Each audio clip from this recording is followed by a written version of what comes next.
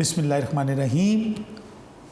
मैं हूं मोहम्मद अली डार और यूनिक ऑनलाइन लेक्चर में बेटा शोबा उर्दू की जानिब से आपसे मुखातिब हूं। यकीनन आप तमाम बच्चे बफज़ल खुदा खैर वाफ़िस से होंगे और यूनिक ग्रुप ऑफ इंस्टीट्यूशंस ने जो ऑनलाइन लेक्चर्स आपके लिए जिसका अहतमाम किया है उससे यकीनन आप तमाम बच्चे भरपूर मुस्तफ़ीद भी हो रहे होंगे और अपने जो इल्म की है वो प्यास बुझा रहे होंगे। मेरा बेटा सिलेबस हम बाकी तमाम जो हमारे जो फर्स्ट टर्म का सिलेबस है वो बेटा ग्रेजुअली अब अपने आखिरी लेक्चर्स पर हम पहुंच गए हैं। अब हम ने जो आज हमारा जो टॉपिक हम पढ़ने जा रहे हैं, जैसे गज़लें मुकम्मल हो गई बेटा, आपकी नज़में मुकम्मल हो गई, आपके असबाक मुकम्मल हो गए, मतलब नज़में हमारी बरसात तक हैं, गज़लें हमारी जो हैं वो 6 हैं पहली, और इसी तरह हमारी जो ये जो 7 हमारे सबक थे, सिफारिश तक हमारा आखिरी सबक हमने पढ़ा। तो अब इस तरह मुकालमा हो गया, हमारे रोज़नामचे हो गए। आज हम अपना तीसरा टॉपिक जो आखिरी टॉपिक है हमारा वो बेटा है रुदात नवीसी। ये बोर्ड का मैंने आपको क्वेश्चन समझाया था लास्ट टाइम भी बेटा कि हमने जो 3 टॉपिक होते हैं बोर्ड में, जिनमें से 2 पेपर में आएंगे और 1 हमें अटैम्प्ट करना होगा।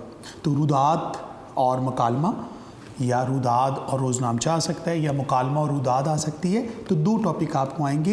ये 10 नंबर का सवाल होता है।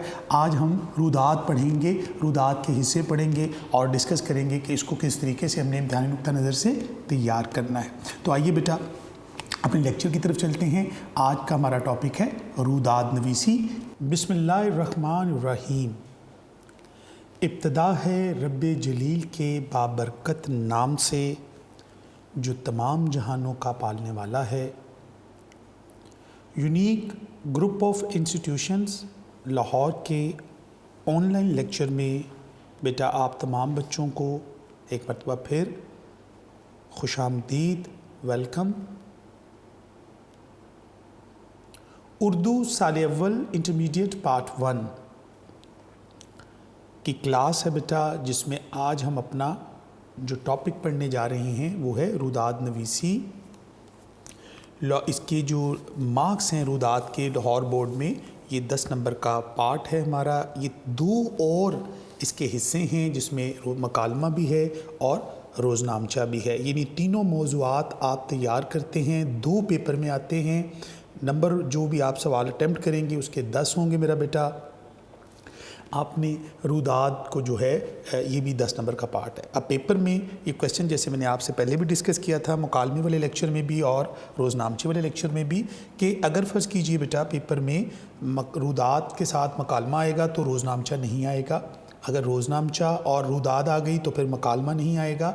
इस तरह मुकालमा और रुदाद अगर आती है तो फिर रोज़नामचा उसमें शामिल नहीं होगा। तो ये 2 टॉपिक आपको, 2 उन्वान आपको दिए जाएंगे, 2 मौजू दिए जाएंगे, जिसमें से एक के ऊपर आपने इसको अटैम्प्ट करना है। 10 नंबर का ये सवाल होगा बोर्ड का आपका। तो ये ज़हन नशीन कर लीजिएगा कि आपको इन तीनों की तैयारी करना है। रुदाद नवीसी। रुदाद जो है लफ्ज़, ये पर्शियन वर्ड है, फ़ारसी ज़ुबान का लफ्ज़ है। इसके मायने होते हैं कैफ़ियत, कार्रवाई या रिपोर्ट, या इसके लग़वी मानी जो हैं वो कैफ़ियत और कैफ़ियत के भी लिए जाते हैं। इस्लाही तौर पर हम ऐसे वाक़यात, ऐसे मुशाहिदात जो हमने अपनी आँखों से देखे हों या हमारी आँखों के सामने से गुज़रे हों, यानी हम वहाँ ख़ुद मौजूद हों, किसी चीज़ का आँखों देखा हाल, उसका मुशाहिदा तहरीरी शक्ल में लिखने को रुदाद लिखना कहते हैं। तो बोर्ड में आपने जो रुदात लिखनी है उसके नंबर मैंने आपको बता दिया। ये 10 नंबर का सवाल है। ये किसी चीज़ का आंखों देखा अहवाल होता है, इसको लिखा जाता है। और रुदात लिखने के लिए ये चंद वो बुनियादी ज़रूरी हदायत है जो आपको रुदात तैयार करने में, एक अच्छी रुदात लिखने में मदद करेंगी। रुदात हम बोर्ड में अगर हम देखें तो बेटा मुख्तलिफ़ किस्म की रुदादें आती हैं, जैसे यौम इकबाल की रुदाद है, जैसे तक़सीम इनामात की रुदाद है। आप यूनिक नोट्स में भी देखें तो आपको मिल जाएंगी। سیرت النبی کی روداد ہے، محفل مشاعرہ کی ہے، ایک مباحثے کی روداد ہے، اس طرح الوداعی تقریب کی روداد ہے، اسی طرح کھیلوں کے سالانہ دن کی روداد ہیں۔ تو یہ اس نوعیت کی رودادیں جو ہیں امتحان میں پوچھی جاتی ہیں، تو ان کو تیار کرنے کے لیے یہ وہ ضروری ہدایات ہیں کہ آپ کوئی سی بھی روداد تیار کریں، اس کے لیے آپ کو ان ہدایات کا خیال رکھنا ہے۔ تو آپ کے ذہن میں مختلف سوالات بھی ہوتے ہیں، تو ان ہدایات کے ذریعے سے ہم اس کا جو ہے وہ احاطہ کرتے ہیں، اس کا جائزہ لیتے ہیں کہ ہم نے کس طرح سے اس پر عمل کرنا ہے۔ تو بیٹا سب سے پہلے تو ہم نے یہ سمجھا کہ روداد جو ہوتی ہے کسی چیز کا، کسی واقعے کا، کسی تقریب کا جو ہے ہماری نظروں سے گزری ہو، اس کا احوال لکھنا اور اس کو بیان کرنے کو روداد کہتے ہیں۔ تو یہ تو ہمیں پتہ چل گیا۔ اب بورڈ میں امتحانی نقطہ نظر سے ہم نے دیکھنا ہے کہ روداد لکھنے کے لیے کون سی ضروری چیزیں ہیں۔ پہلا پوائنٹ اگر آپ دیکھیں نمبر 1 پہ، روداد کی طوالت۔ سب سے پہلے ذہن میں رکھیے روداد کتنے صفحات پر لکھیں گے آپ کا پہلا پوائنٹ آپ کے ذہن میں رکھ لیجئے گا کہ روداد جیسے مکالمہ ہم نے 3 سے 4 صفحات کا لکھنا ہے، تو یہ بھی روداد بھی ہے جو بورڈ میں آپ لکھیں گے وہ کم سے کم 3 صفحات اور زیادہ سے زیادہ 4 صفحات پر مشتمل ہو سکتی ہے۔ ایوریج اس کی 3.5 پیج کے قریب بنتی ہے۔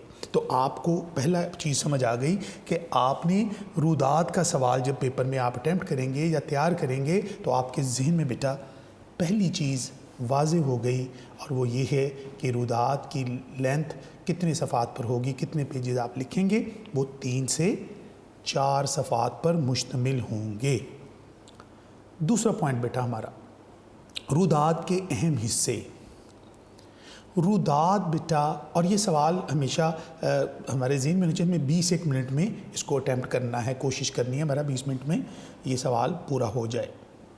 20-22 منٹ پلس مائنس 1-2 منٹ ہو سکتے ہیں، لیکن کوشش آپ کی یہی ہونی چاہیے۔ روداد کے اہم حصے کون کون سے ہیں؟ یعنی ایک اچھی روداد کے اندر امتحان میں ایگزامینر جو ہے وہ حصے دیکھے گا کہ ایک بچے نے ان حصوں کا خیال رکھا ہے۔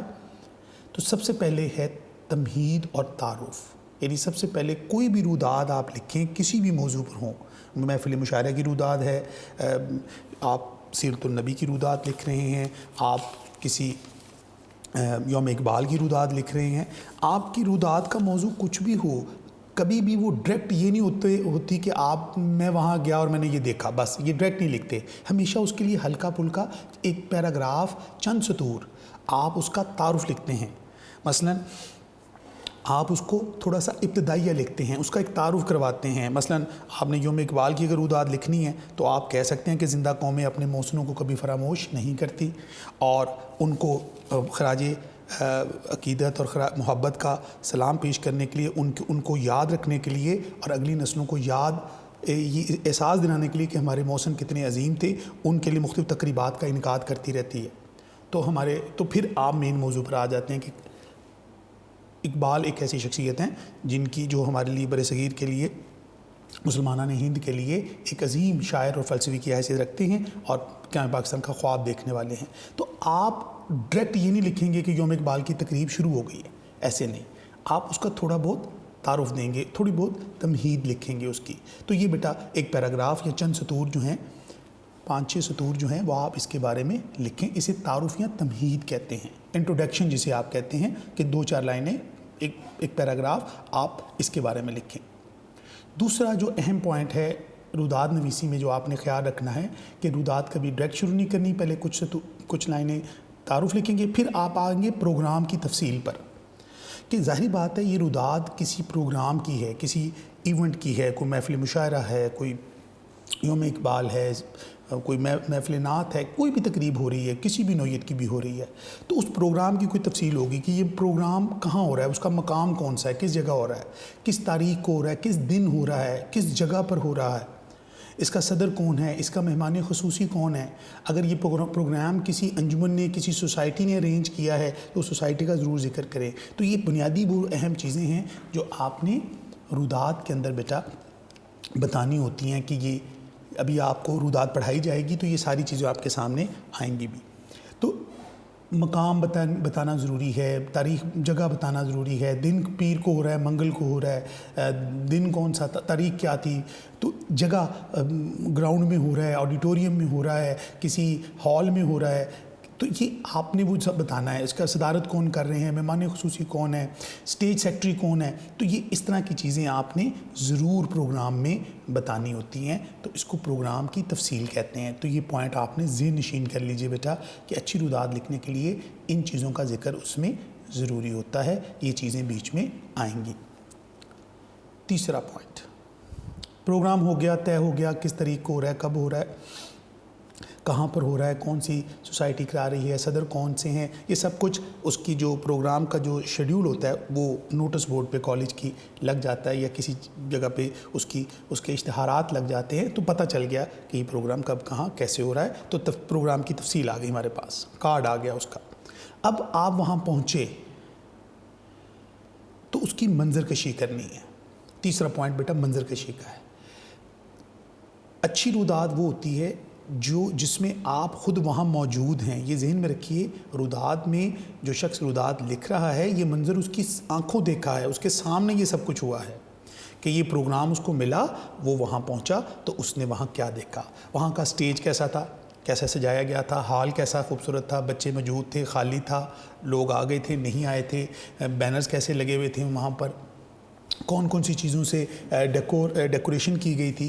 تو یہ منظر کشی آپ نے چند سطور میں روداد میں اس کا خیال رکھیے، جب آپ وہاں پہنچے تو آپ نے کیا دیکھا۔ پھر اس کے بعد جو آپ وہاں منظر دیکھتے ہیں، جب آپ وہاں پہنچتے ہیں تو یہ اس چیز کے مطابق اس چیز کو ہم آگے لے کے چلتے ہیں، پھر روداد جو ہے وہ آگے چلتی ہے۔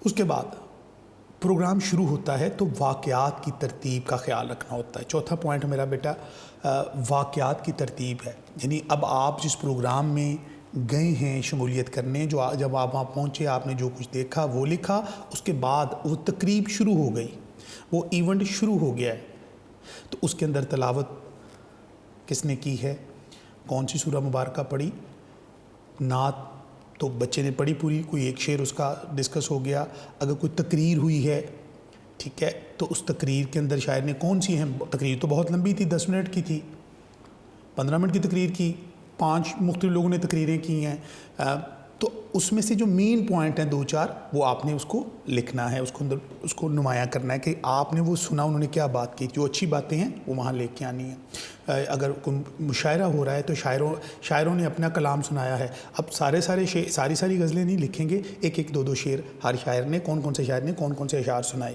پھر مہمان خصوصی نے آ کر کون سی اہم باتیں کی، صدر کی تقریر کے اندر کیا اہم بات تھی، اور پھر اختتام کے اوپر اختتام اس کا بڑا ضروری ہے کہ وہ پروگرام ختم ہوا اور پھر کھانا اور پھر چائے یا جو بھی تقریب کے اختتام پر جو بھی ارینجمنٹس تھے اس کو ڈسکس کرنا ہے۔ تو یہ واقعات کی ترتیب بڑی اہم ہے بیٹا۔ جب بھی کوئی تقریب شروع ہوتی ہے اس کا ایک پروٹوکول ہوتا ہے، اس کے اندر جو اسٹیج سیکرٹری ہوتا ہے، جو کمپیئرز ہوتے ہیں، وہ انٹروڈکشن کرواتے ہیں، پھر باری باری لوگوں کو بلاتے ہیں اسٹیج پر، اور پھر تقریب جو ہے ترتیب سے چلتی ہے۔ تو بیٹا اس میں ترتیب کا کیوں بات کی جا رہی ہے، ہم نے یہاں پر تیسرا پوائنٹ بھی یہاں پر رکھا ہوا ہے کہ ترتیب کا خاص خیال رکھنا ہے۔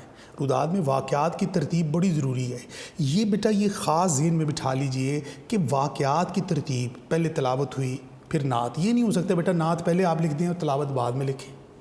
تقاریر آگے پیچھے آپ کر سکتے ہیں، ایک بندے نے تقریر کی اس کو آپ بعد میں بلا لیں، شاعر جو دوسرے نمبر پہ اس کو چوتھے نمبر پہ لے جا سکتے ہیں، چوتھے نمبر والے شاعر کو آپ تیسرے نمبر پہ لا سکتے ہیں، اس سے فرق نہیں پڑے گا۔ لیکن پروگرام کا جو پروٹوکول ہوتا ہے، کوئی آخر پہ قومی ترانہ پڑھا گیا تو آپ قومی ترانہ درمیان میں پڑھا دیں تو وہ ساری ترتیب پروگرام کی خراب ہو جاتی ہے۔ تو میرا بیٹا یہ خاص خیال رکھنا ہے آپ نے کہ جب بھی آپ روداد لکھیں گے، جب آپ رودادیں پڑھیں گے تو یہ چیزیں اور آپ کے سامنے نکھر کے سامنے آ جائیں گی کہ بالکل ترتیب سے چیزیں چلتی ہیں، جس نوعیت کی بھی روداد پیپر میں آتی ہے۔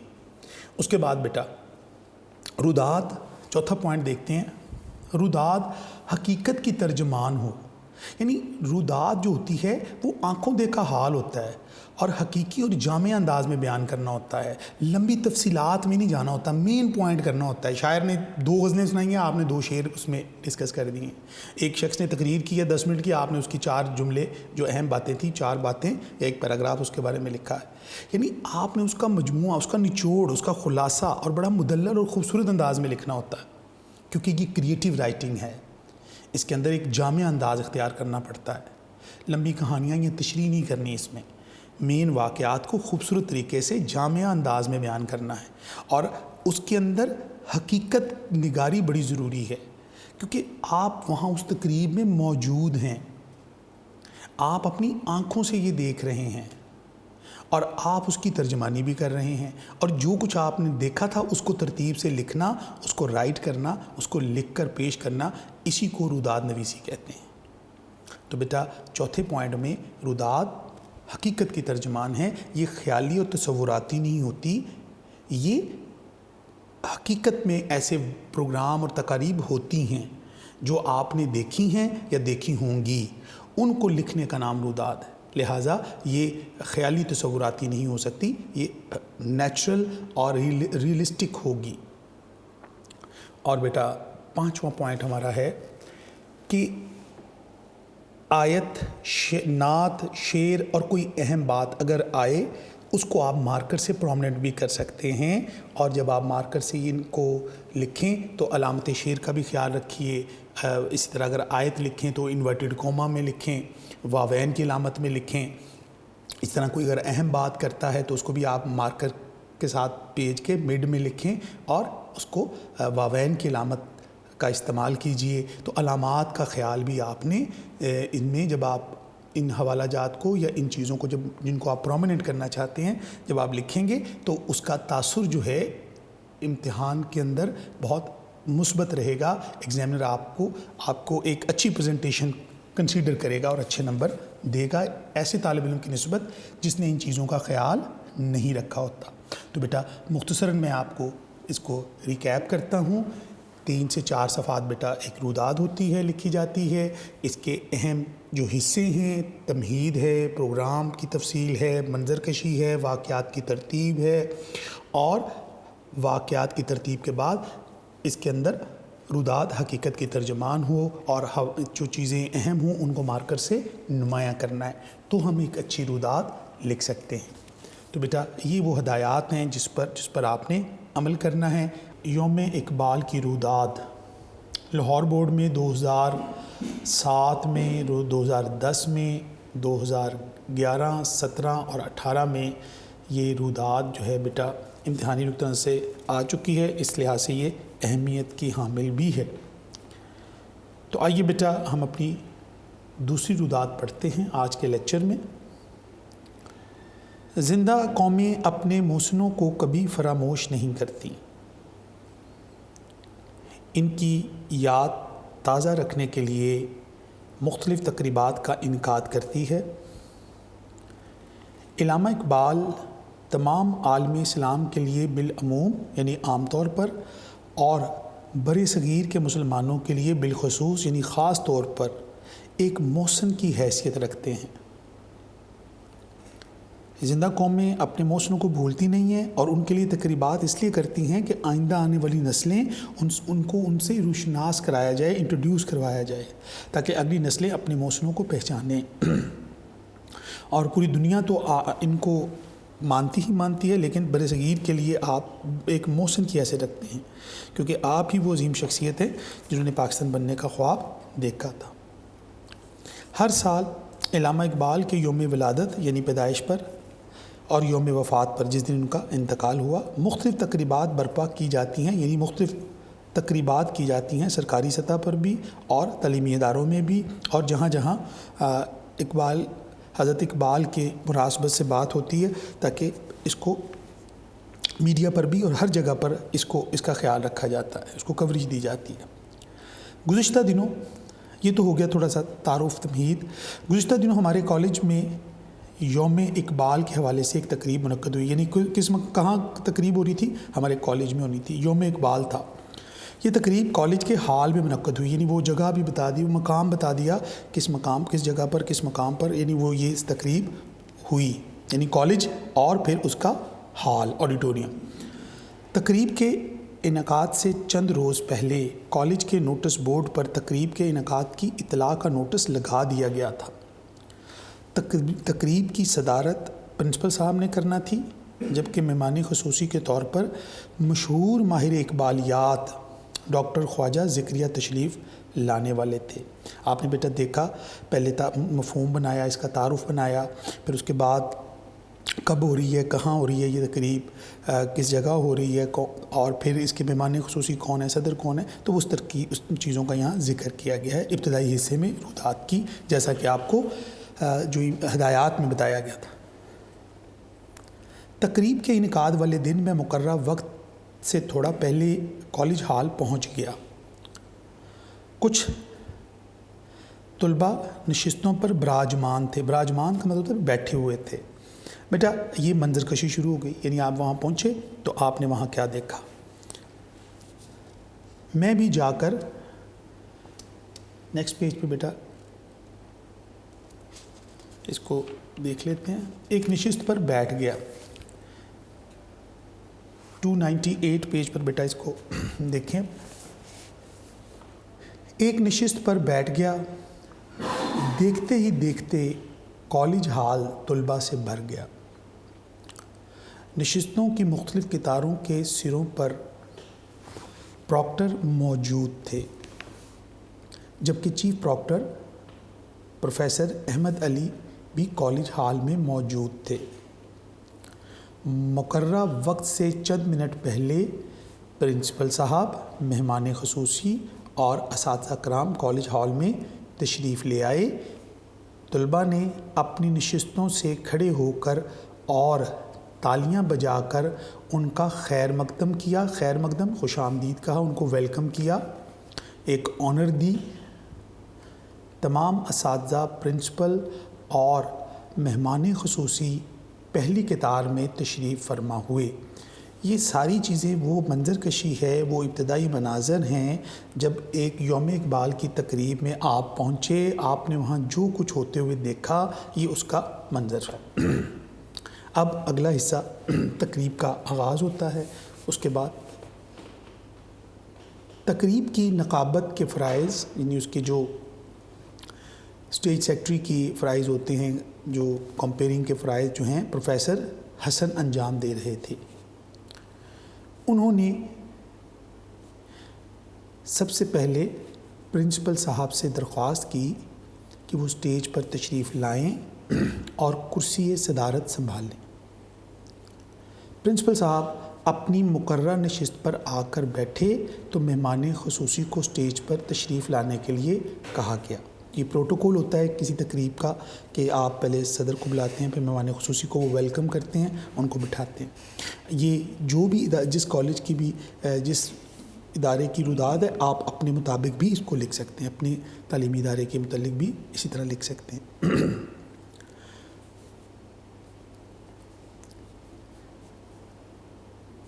تشریف لائیں اور کرسی صدارت سنبھالیں۔ اس کے بعد انہوں نے مہمان خصوصی کو بلا لیا۔ وہ اپنی مقررہ نشست پر بیٹھ چکے تو وائس پرنسپل اور چیئرمین سوسائٹیز کو بھی اسٹیج پر مقررہ نشستوں پر تشریف رکھنے کے لیے کہا گیا۔ جب یہ مرحلہ طے ہو گیا تو تقریب کا باقاعدہ آغاز تلاوت قرآن مجید سے کیا گیا۔ بیٹا تقریب کے جتنے بھی واقعات ہیں ان میں ربط اور ترتیب بڑی اہمیت کی حامل ہے۔ اب ساری چیزیں ترتیب سے دیکھا آپ نے بیٹا یہاں آ رہی ہیں، اسی ترتیب کو آپ نے ذہن میں رکھنا ہے کہ ایک بات مکمل ہوئی، پھر دوسرا منظر شروع ہوا، پھر اس کے اندر واقعات جو آپ دیکھ رہے ہیں، اور جو دیکھ رہے ہیں اسی کو آپ ترتیب سے بیان کرتے چلے جا رہے ہیں۔ قرآن مجید کی تلاوت سے کیا گیا۔ تلاوت قرآن مجید کے بعد سال دوم کے ایک طالب علم سرفراز علی کو نعت رسول مقبول صلی اللہ علیہ وسلم پڑھنے کی سعادت حاصل کرنے کے لیے بلایا گیا، جنہوں نے کلام اقبال سے نعتیہ اشعار ترنم کے ساتھ پیش کیے۔ اب ایک پہلے تلاوت پڑھائی ہوئی، تلاوت میں آپ لکھ سکتے ہیں چاہیں تو کہ سورہ اخلاص پڑھی گئی، پھر اس کا ترجمہ پڑھا گیا، سورہ کوثر پڑھے گی، جو کوئی بھی صورت کا آپ ذکر کر سکتے ہیں، اس کو مارکر سے آپ پرومنٹ بھی کر سکتے ہیں۔ طالب علم کا نام آپ مارکر سے پرومنٹ کر سکتے ہیں۔ اس کے بعد ترنم سے اشعار جو پڑھے گئے، اس میں سے ایک شعر لوح بھی تو قلم بھی تو تیرا وجود الکتاب، گنبد آبگینہ رنگ تیرے محیط میں حباب. تو یہ شعر ویسے تو وہ پوری نعت پڑھی گئی تھی، بہت سے اشعار پڑھے گئے تھے، لیکن ایک شعر یہاں لکھ دیا گیا. یہ یاد رہا کہ یہ والے جو نعتیہ کلام تھا یہ اس تقریب میں کسی بچے نے آ کر بڑی خوبصورت آواز میں پڑھا تھا. نعت رسول مقبول کے بعد سال چہارم کے ایک طالب علم ندیم عباس سٹیج پر آئے. انہوں نے علامہ اقبال کے تصور عشق پر روشنی ڈالی. اب مقررین آ رہے ہیں اور علامہ اقبال کو خراج تحسین پیش کر رہے ہیں، ان کے مختلف افکار کے اوپر بات کر رہے ہیں. ان کا کہنا تھا، انہوں نے بہت سی باتیں کی، لیکن جو سب سے اہم بات جو یہاں ان کو لگی اس کو اپنی روداد میں، کیونکہ روداد میں جامع انداز اختیار کیا جاتا ہے، مین باتیں کی جاتی ہیں، پوری تفصیل نہیں لکھی جاتی. ان کا کہنا تھا کہ علامہ اقبال کے نزدیک عشق وہ جذبہ ہے جو عمل کے راستے میں ہر رکاوٹ کو دور کر دیتا ہے، جو ناممکن کو ممکن بنا دیتا ہے.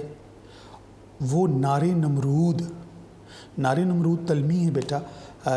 نار کہتے ہیں آگ کو، نمرود جس نے خدائی کا دعویٰ کیا تھا اور وہ آگ جلائی تھی اور ابراہیم علیہ السلام کو اس میں کود جانے کے لیے حکم ہوا تھا. وہ نار نمرود میں کود جانے کا حوصلہ عطا کرتا ہے. اور دنیا میں جتنے بھی بڑے بڑے کارنامے سر انجام دیے گئے ہیں وہ عشق کے بل بوتے پر ہی ممکن ہوئے ہیں.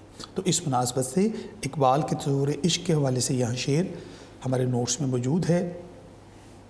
اور بے خطر کود پڑا آتش نمرود میں عشق، یہ بچوں کو بہت یاد بھی ہوتا ہے.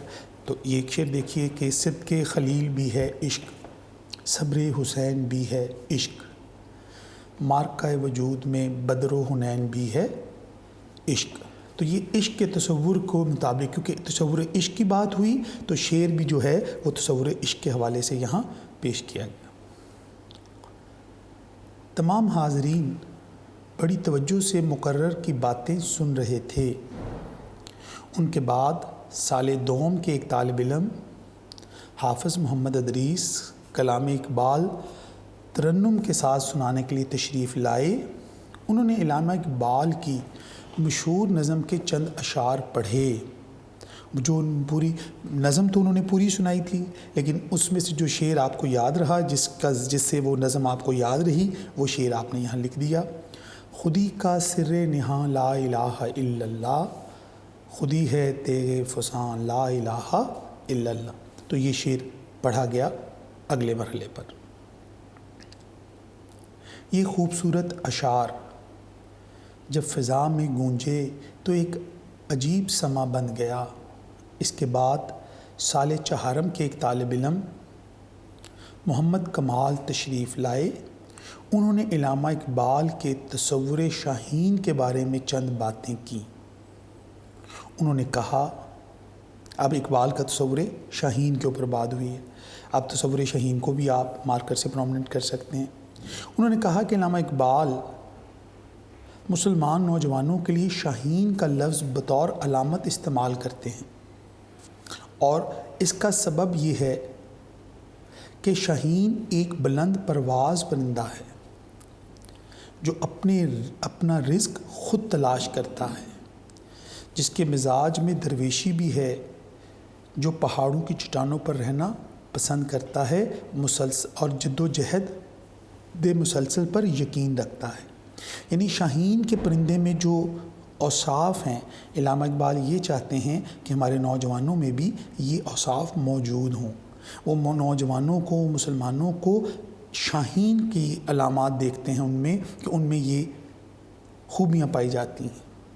ان میں بلند پروازی بھی ہے، درویشی بھی ہے، سادگی اختیار کرنا، کہ شاہین جو ہے اپنا گھونسلہ نہیں بناتا، مستقل ٹھکانہ اس کا کوئی نہیں ہوتا، اور وہ پہاڑوں کی چٹانوں پر رہنا پسند کرتا ہے. یہ ساری وہ خوبیاں ہیں، اس کی نظر بہت تیز ہے. یہ ساری خوبیاں شاہین کے اندر اس پرندے میں پائی جاتی ہیں. تو اقبال اس کو چاہتے ہیں کہ ہمارے نوجوانوں میں بھی ہوں. تو یہاں پر اس نوجوان نے آ کر، سال چہارم کے طالب علم نے آ کر تصور شاہین پر جو بات کی، جو محمد کمال تھے. شعر اس حوالے سے، شاہین کے حوالے سے، کیونکہ تصور شاہین کی بات ہو رہی ہے. شاہین کبھی پرواز سے تھک کر نہیں گرتا، پردم ہے اگر تو تو نہیں خطرہ افتاد. تو شاہین جو ہوتا ہے وہ کبھی بھی مشکلات سے گھبراتا نہیں ہے، ہمت حوصلہ قائم رکھتا ہے. تو یہ بات ہو رہی ہے. ان سنجیدہ باتوں کے بعد سال اول کے چند طالب علموں کو سٹیج پر بلایا گیا، جنہوں نے علامہ اقبال کی مشہور نظم مومن کے چند اشعار ترنم سے سنا کر، ترنم ہوتا ہے بیٹا گا کر، سنا کر ماحول پر ایک سحر طاری کر دیا. ایک جادو چھا گیا پورے ماحول پر. پورا ماحول جو ہے ان بچوں کی آواز کے سحر میں آ گیا. سیکنڈ پیج پہ دیکھتے ہیں بیٹا. اور وہ جو کلام انہوں نے پڑھا، اس کو آپ مارکر سے بھی پرومنیٹ کر سکتے ہیں. یہ شعر بھی اشعار جیسے جتنے بھی ہیں، جیسے آپ کو بتایا تھا بیٹا پہلے کہ مارکر سے لکھنے ہیں، علامت شعر بھی ساتھ لگائیے. شعر پڑھا، وہ جو کلام پڑھا گیا، جو گایا گیا ترنم کے ساتھ، ہر لحظہ ہے مومن کی نئی شان نیان، گفتار میں کردار میں اللہ کی برہان. تو یہاں یہ وہ شعر ہے جو پڑھا گیا اور اس کو جو ہے وہ بڑا پسند کیا گیا. آپ اسی مناسبت سے کوئی اور شعر، کوئی اور کلام بھی لکھ سکتے ہیں. تو یہ لیکن یہ ریلیونٹ ہے، اسی کو یاد کر لیجئے. بعض بچوں کو پہلے سے حوالہ جات یاد ہوتے ہیں کچھ، تو وہ بھی آپ استعمال کر سکتے ہیں بوقت ضرورت. لیکن جن بچوں کے پاس نہیں ہے تو یہ ایک مناسب اور بالکل ریلیونٹ بات ہو رہی ہے. نیکسٹ بیٹا آگے بڑھتے ہیں. اب مہمان خصوصی کی باری تھی. انہوں نے اپنے خطاب میں علامہ اقبال کے تصور خودی پر روشنی ڈالی اور اس اس بات پر زور دیا کہ انفرادی سطح پر بھی اور اجتماعی سطح پر بھی ضروری ہے کہ ہم اپنی خودی کو بیدار کریں، اپنی سیلف کو آئیڈینٹیفائی کریں، اپنی خوبیوں کا ادراک کریں، جس کے لیے ضروری ہے کہ ہم اللہ اور اس کے رسول کی اطاعت کریں، ضبط نفس سے کام لیں، خواہشات کو قابو رکھیں، نیابت الہی کے تقاضوں کو پورا کر سکیں، اللہ کا نائب ہونے کا حق ادا کر سکیں. یعنی انسان جو ہے وہ زمین پر کیا بن کر آیا ہے؟ اللہ کا نائب بن کر آیا ہے. انسان کو اللہ تعالیٰ نے زمین پر اپنا خلیفہ اور اپنا نائب مقرر کیا ہے. نیابت الہی کے تقاضوں کو پورا کر سکیں، اور یہ کائنات ہمارے لیے مسخر کر دی گئی ہے، اور اس کائنات کو تسخیر کرنا ہمارے اوپر ذمہ داری ہے. انسان کا یہ دنیا میں آنے کے جو مقاصد ہیں، تو یہ خودی کا جب ہم ان مرحلوں سے گزریں گے، ان خوبیوں سے کام لیں گے، تو پھر ہم یہ سارے کام کر سکیں گے. لہٰذا خودی کا تصور اقبال کے کلام میں بہت اہمیت کا حامل ہے، انفرادی سطح سے لے کر اجتماعی سطح تک. خودی کے اشعار میں جی دیکھتے ہیں حوالے کا جو شعر لگا ہوا ہے یہاں پر، جو وہاں پڑھا گیا. خودی کی جلوتوں میں مصطفائی، خودی کی خلوتوں میں کبریائی، زمین و آسماں کرسی و عرش، خودی کی زد میں ہے ساری خدائی. تو خودی جو ہے ان سب چیزوں کا احاطہ کرتی ہے. مہمان خصوصی کے خطاب کے بعد پرنسپل صاحب نے خطبہ صدارت ارشاد فرمایا اور طلباء کو تاکید کی کہ وہ اقبال کے تصورات کو سمجھنے کے ساتھ ساتھ ان پر عمل کرنے کی کوشش کریں. یعنی عمل جو ہے وہ بنیادی اہمیت رکھتا ہے. تھیوری کے بعد پریکٹیکل کے بغیر معاملات مکمل نہیں ہوتے.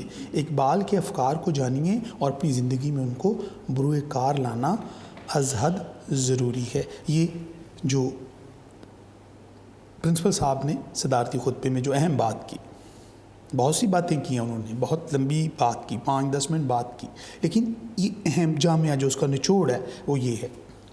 انہوں نے طلباء کے مثالی نظم و ضبط کا مظاہرہ کرنے پر بھی تعریف کی. یعنی طلباء نے اس تقریب کو اس کے حضرت اقبال کی ادب میں اور ان کی ذات کے احترام میں جس خوبصورت ڈسپلن کا مظاہرہ کیا ہے اس کی تعریف کی، جس پر بچوں کو بہت مسرت ہوئی. یعنی اس طریقے کی بات یہاں ہو رہی ہے.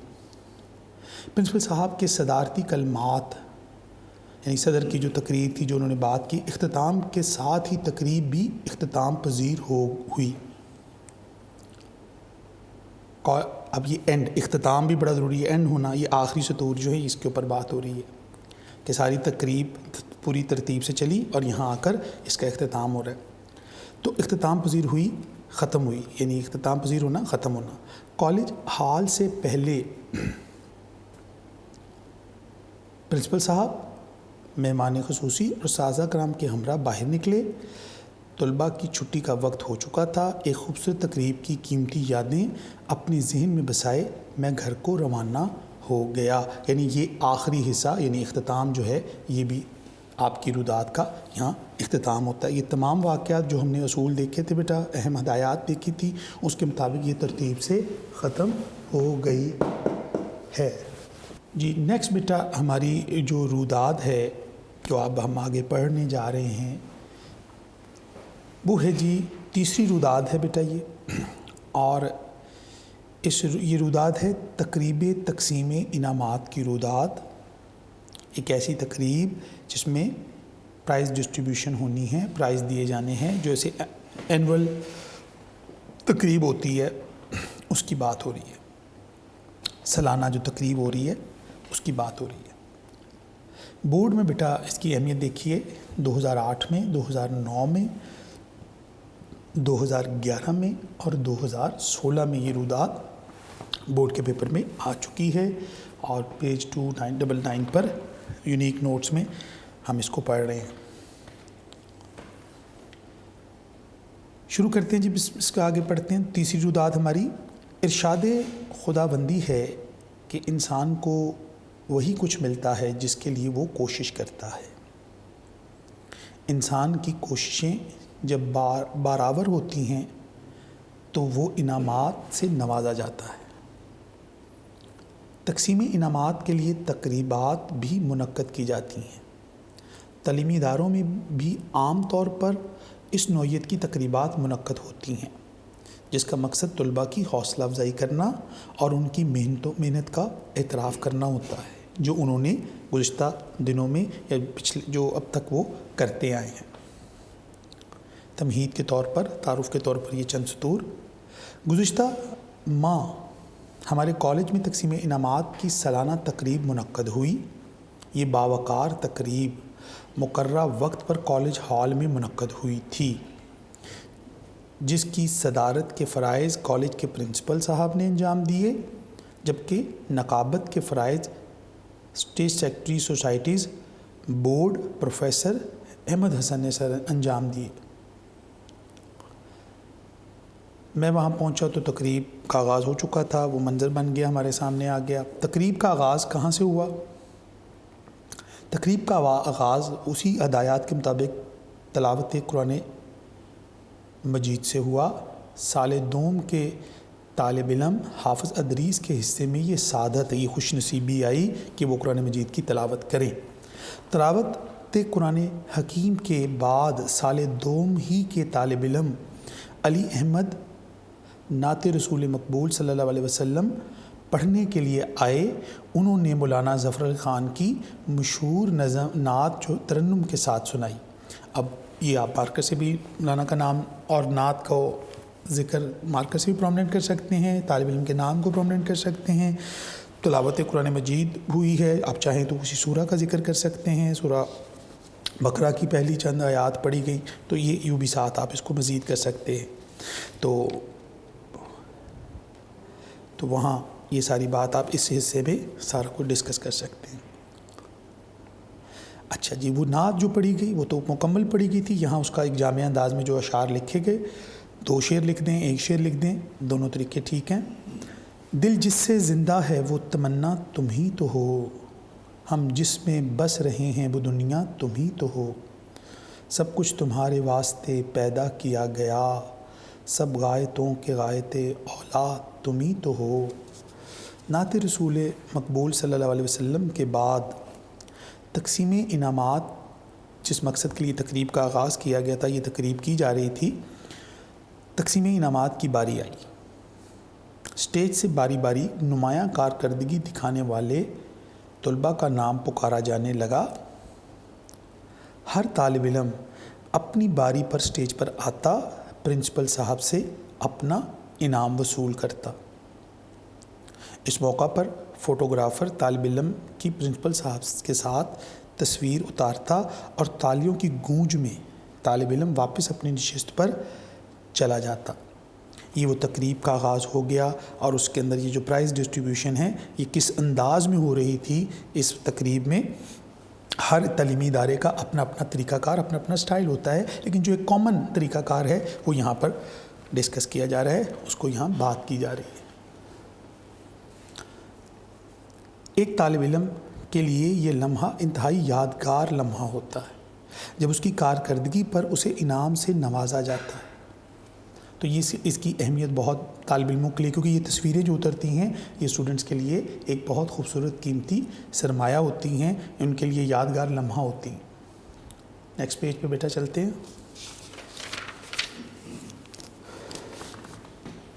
وہ تمام طالب علم جنہوں نے ہم نصابی سرگرمیوں اور غیر نصابی سرگرمیوں میں اندرون کالج اور بیرون کالج اپنی قابلیت کا سکہ منوایا تھا۔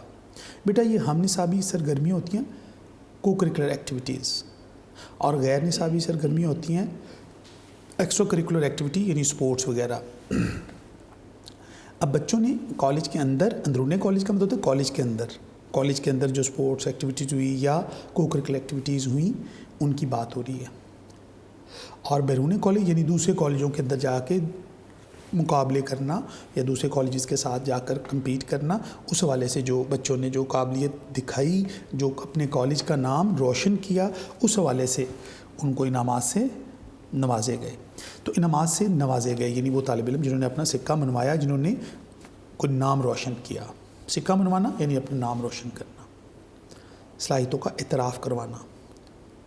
تقریری مقابلوں میں حصہ لینے والے ہمارے کالج کے 3 طلباء نے صبح بھر میں کالج کا نام روشن کیا اور بہت سے اعزازات پائے تھے۔ انہیں خصوصی ٹرافیوں اور اسناد سے نوازا گیا۔ یعنی سب سے پہلے بات ہوئی کس چیز کی؟ اسپیچ، یعنی تقریری مقابلوں کے اندر جن بچوں نے تقریری مقابلوں میں پورے صوبے میں نام روشن کیا، کالج کے اندر بھی اور کالج سے باہر بھی، صوبے بھر میں، ان کے لیے خصوصی ٹرافیاں دی گئیں، انہیں اسناد دی گئیں، یعنی جو آپ یہ لکھ رہے ہیں آپ یہ ہوتا ہوا دیکھ بھی رہے ہیں۔ کوئز کے مقابلوں میں ہمارے کالج کے 2 طالب علموں نے گزشتہ 1 سال میں بڑے مارکے سر کیے تھے۔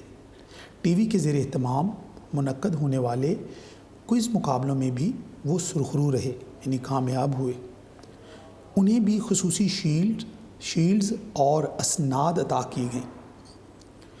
اس طرح نعت خوانی، مضمون نویسی، مصوری، فوٹوگرافی جیسی سرگرمیوں میں نمایاں کارکردگی کا مظاہرہ کرنے والے طالب علموں کو بھی اعزازات سے نوازا گیا۔ ان میں انعامات بھی ہو سکتے ہیں، سرٹیفکیٹس دیے جاتے ہیں، تعریفی اسناد ہوتی ہیں، تو ایسی چیزوں سے بچوں کو حوصلہ افزائی کی گئی۔ کن کن شعبوں میں؟ وہ تمام شعبے۔ اس کے بعد غیر نصابی سرگرمیوں میں بھی نمایاں کارکردگی دکھانے والے ہم نصابی ہو گئی، اس کے بعد غیر نصابی سرگرمیوں میں نمایاں کارکردگی دکھانے والے طالب علموں کو انعامات دیے گئے۔ کالج کے سالانہ کھیلوں میں حصہ لینے والے 6 طالب علم ایسے تھے جنہوں نے متعدد کھیلوں میں امتیازی پوزیشن حاصل کی تھی، انہیں خصوصی انعامات دیے گئے۔ ہمارے کالج کی والی بال ٹیم ڈویژن کی سطح پر منعقد ہونے والے ٹورنامنٹ کی فاتح ہے، اس کو خصوصی شیلڈز دی گئی۔ ٹیم کے کوچ کو بھی خصوصی اعزاز دیا گیا۔ بعد ازاں وہ تمام اساتذہ جو ان سرگرمیوں میں حصہ لینے والے طلباء کی خصوصی تربیت کے لیے محنت کرتے رہے، انہیں بھی تعریفی اسناد دی گئیں۔ تو یہ سپورٹس ایکٹیویٹی کے حوالے سے بات ہوئی کہ جو بچے کھیلوں کے اندر انہوں نے حصہ لیا، ان کی بات ہوئی ہے کہ ان کو کس طرح ان کو سپورٹ ایکٹیویٹیز میں، اور ان اساتذہ کو بھی انعامات دیے گئے، ان بچوں کو بھی دیے گئے۔ تو اس طرح بہت سے دیگر کھیل بھی آپ شامل کرنا چاہیں تو یہاں اور بھی شامل کیے جا سکتے ہیں، لیکن مناسب ہیں اتنے بھی۔ تو کھیلوں کی سپورٹس یعنی غیر نصابی سرگرمیوں کے بعد آگے بات کرتے ہیں کہ انعامات تقسیم کیے جا چکے تو پرنسپل صاحب سے استدعا کی گئی، ان کو ریکویسٹ کی گئی کہ وہ اس موضوع پر چند الفاظ کہیں۔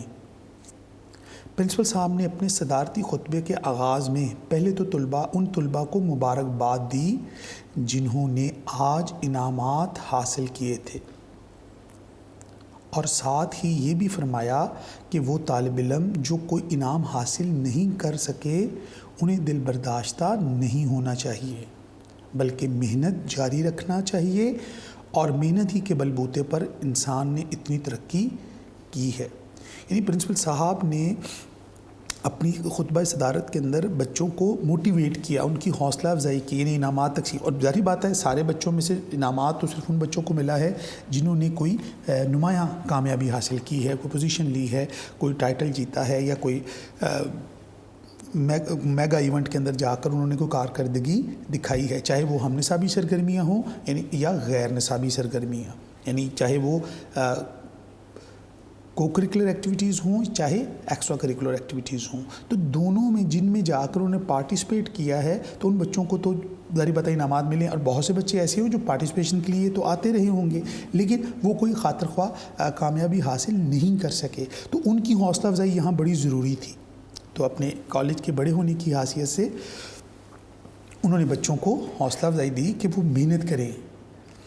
میں پرنسپل صاحب کے الفاظ سن رہا تھا اور وہ میرے ذہن میں سر سید احمد خان کا لکھا ہوا مضمون اپنی مدد آپ تازہ ہونے لگا، جس میں سر سید بتاتے ہیں کہ انفرادی سطح پر بھی اور اجتماعی سطح پر بھی محنت کے بل بوتے پر ترقی ممکن ہوئی ہے۔ یعنی آج جتنی بھی ترقی ہوئی ہے یا تو انفرادی سطح پر سے لے کر اجتماعی سطح تک ہم پہنچے ہیں، یہ انسان کی محنت کے بغیر ممکن نہیں ہے۔